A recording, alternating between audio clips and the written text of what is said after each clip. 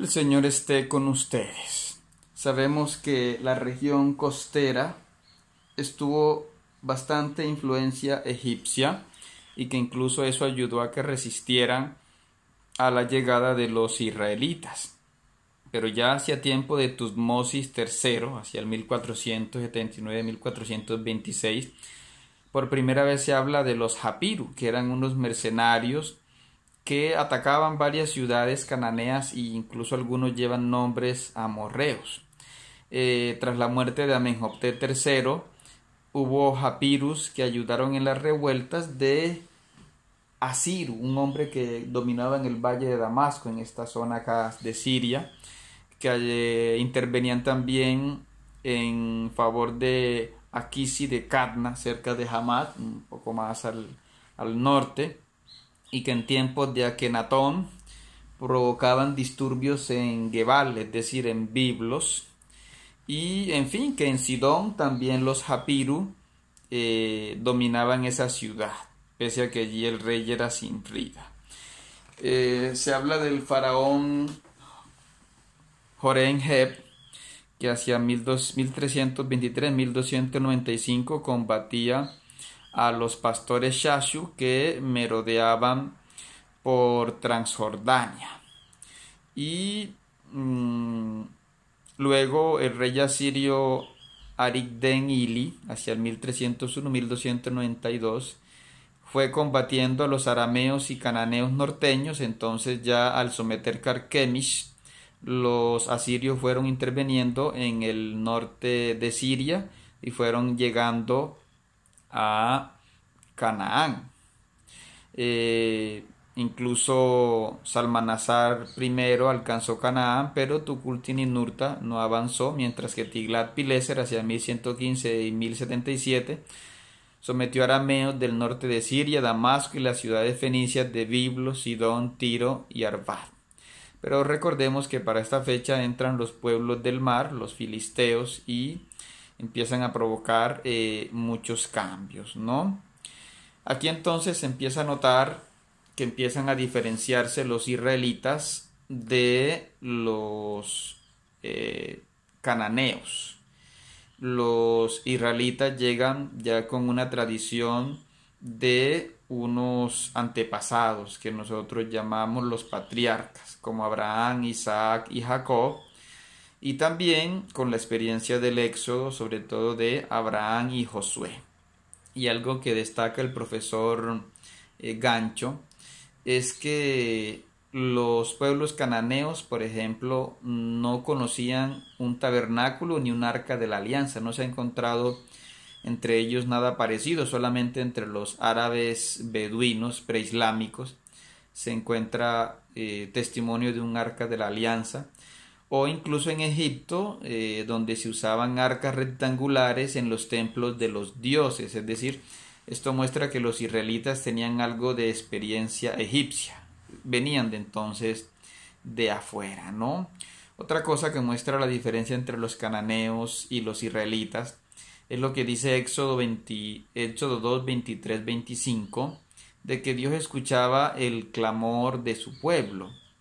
Mientras que en los mitos, por ejemplo, egipcios o mesopotámicos, los dioses no escuchan el clamor del pueblo. Incluso las palabras Rigmu y Juburu en acadio, en los mitos de Atrahasis y el mito de Erra, son vistos como insolencia, como rebelión contra los dioses. Por lo tanto, los dioses eran insensibles a los clamores de la gente, era mal visto, mientras que en la Biblia sí se ve el clamor como algo que Dios escucha con agrado y a lo cual Dios responde, ¿no? Eso diferencia a los israelitas de los cananeos.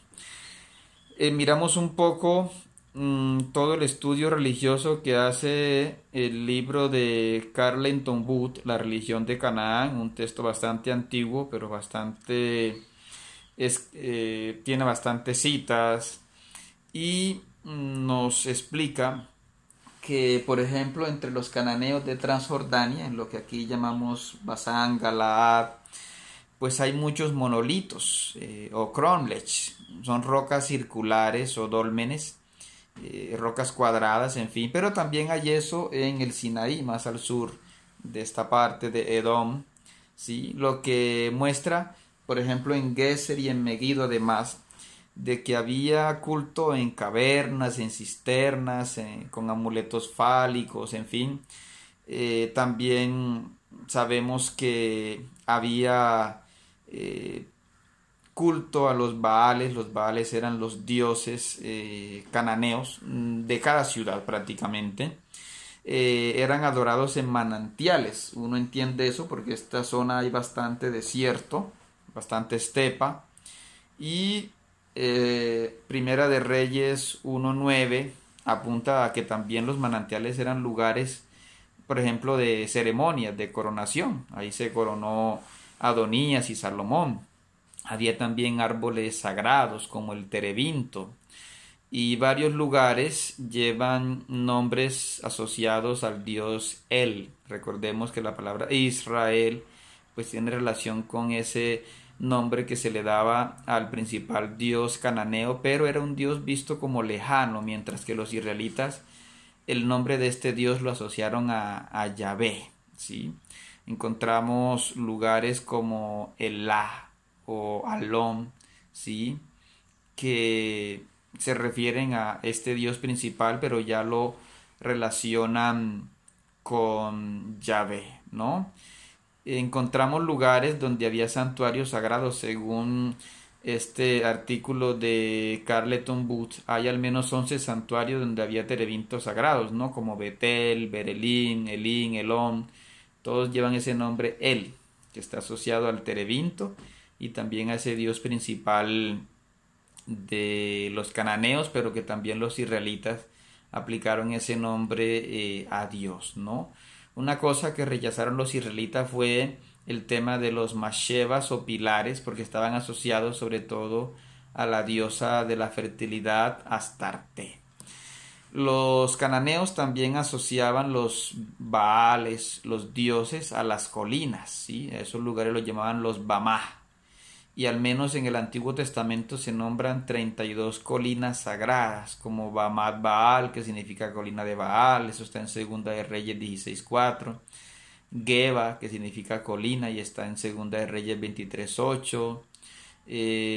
Balberit, Gerizim, Bar Hermón, el Har Carmelo, es decir, el monte Carmelo, también estaba consagrado a los Baales. Ahí después veremos que llega Elías a combatir eso.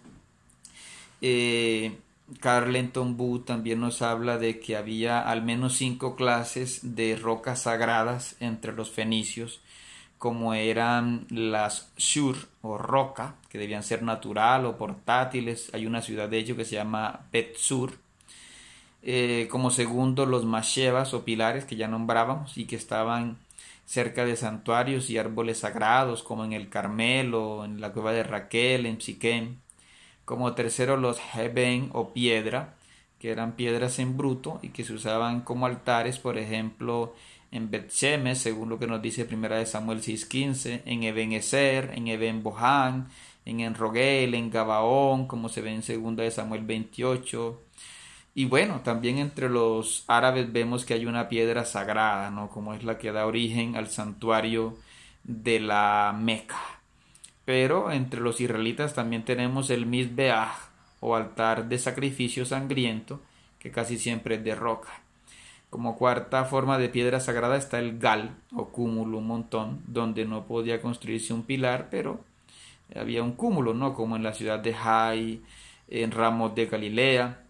Y como quinto, un círculo de piedras, lo que significa Gilgal, que a veces eran 12 piedras, como se ve en Gilgal, que lleva ese nombre, y en Tanakh, ¿sí?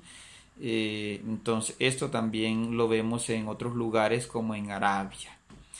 En Geser, Macalister, un arqueólogo, encontró que habían enterrado un anciano inválido en la esquina de un edificio antes de levantar un edificio, ¿no? Algo que se registra en Primera de Reyes 16:34 cuando se habla de la reconstrucción de Jericó. Y habla también Macalister de que encontraron enterrado en el piso de una habitación un hombre. Había a veces sacrificios anuales de luna nueva y en cada estación donde se ofrecía comida y bebida ritual y era común la adivinación con copas. Eso lo vemos por ejemplo en Génesis 44:5 cuando están los hermanos de José allá en Egipto, ¿no? También se adivinaba con el ruido de los árboles, como se ve en 2 de Samuel 5:24. También se adivinaba con trozos de madera, como se ve en Oseas 4:12, en Zacarías 10:2, en fin. Y se ha encontrado, por ejemplo, según Carleton Booth, una tablilla que decía: si el dedo de Ashirat me muestra, así se enseña y obedece. El signo y la cosa me informó. Es decir, era una tablilla de adivinación de la diosa Ashirat, según el arqueólogo Schelling. Los israelitas en cambio tenían era el Tumim y el Urim, que se usaba en el pectoral del sumo sacerdote, en el efod, como se ve en 1 de Samuel 10:12. Otra forma de adivinar era con vacas que se soltaban y la gente vigilaba qué movimientos hacían, o también con el vuelo de las aves, o también con la hepatoscopia, es decir, la observación de los hígados. Y esto lo hacían lo que se llamaban los hartom, es decir, los magos, pero esta palabra literalmente significa los adivinadores de hígados. Y según los estudiosos, esta palabra hartom viene del sumerio, es decir, desde la Mesopotamia venía el nombre de estos magos. Pues el hígado es una parte del cuerpo que contiene mucha sangre y era considerada la sede de la vida, como vemos en Proverbios 7:23 y en Lamentaciones 2:11. Y en Ezequiel 21:26 nos dice que, por ejemplo, el hígado es la sede del conocimiento.